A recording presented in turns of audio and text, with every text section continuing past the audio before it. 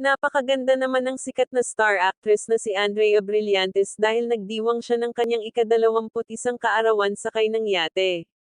Sa kanyang Instagram account, nag-post si Andrea ng mga snap ng selebrasyon.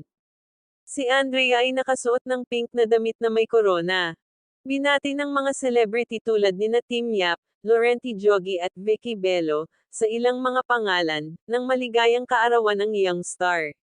Siyempre, lahat ng miyembro ng glam team ni Blythe ay nakasakay habang ipinagdiriwang niya ang kanyang malaking araw. Sa pamamagitan ng isang pares ng malawak na rimmed sunnies, siya ay lubos na nagbibigay ng mala princess ang vibes sa kanyang fit. Sa sunod-sunod na snaps and reels na ipinost niya sa Instagram noong Martes, nagsuot ang aktres ng isang hot pink na damit at isang corona na nagbigay sa kanyang inner princess vibe.